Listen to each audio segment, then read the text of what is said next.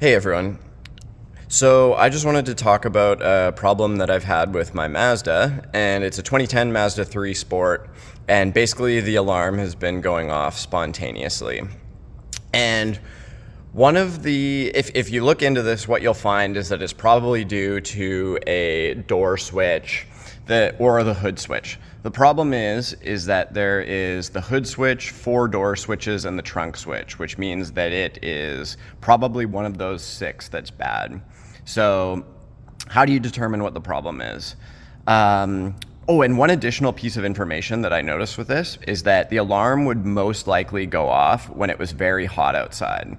And that is that's something to note because usually electrical resistance increases with temperature. So what that indicated to me is that there's probably a switch somewhere with higher than normal resistance. And when the temperature gets warm, it increases that resistance just enough to trip the computer and say, hey, the door's open, and set off the alarm. So how do I figure out which door it was? To start off, there is a program called ForeScan that you can download onto your laptop. And basically what you do is you get a Bluetooth OBD2 adapter that you plug into there on your car. And in ForeScan, there's actually a plotting function in real time. And what you can do is you can plot the status of each one of those sensors. So I plotted all 6 simultaneously and walked around while watching them and opened and closed every single thing. And what I found occasionally was that the driver's door seemed to give a false signal. I would close it and the signal would go high and low and then high and low. And that indicated to me that this one was probably the issue. So once you have that narrowed down, next thing to do, pulled out the door panel. That's pretty, tons of videos out there on the internet on how to do that. And once I got the door panel off, this is the plug for your door lock actuator right here.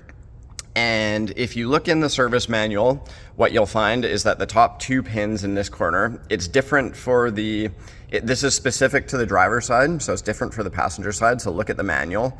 But the top 2 pins on this control the door latch switch. And when the door is open, it should have infinite resistance, and when the door is closed, it should basically have 0. And what I found is that one thing that you can do is you can easily click the latch closed like this. Just take a screwdriver, click it closed. I found that when I clicked it closed and measured the resistance, it was coming in super high, like a few kilo ohms. And if you know anything about electronics, that basically means the switch is barely doing anything. It's, yeah, that's effectively like no wonder the computer was reading it as being weird.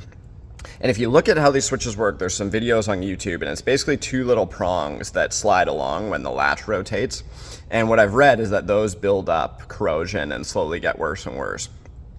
And what someone recommended that I think it seems to work is basically, rather than just replacing this, you can basically close the switch and then put a little bit of higher current than normal through those 2 connections to basically kind of like burn the corrosion off. And that's what I did, and it seemed to work. So basically what I did is I took a couple little cables here. You can see this. This is a female crimp pin from a DB9 connector. So if you look on DigiKey, you can find these real cheap for like a few cents or something like that. And I just put these on a couple wires and then plugged them into each of those pins. And what I did from then is, so I did it the fancy way. I have an adjustable power supply. And if you don't have this, you can do it with, say, like a 9-volt battery or something like that. If you do it with a 9-volt battery, you probably want a resistor in series just to drop the current down a little bit. It's pretty basic electrical calculation, just voltage equals current times resistance. So, yes, that is correct. Voltage equals current times resistance. I think Ohm's law, look it up. But anyway, what I did in this case was I limited the power supply just to 12 volts and 400 milliamps.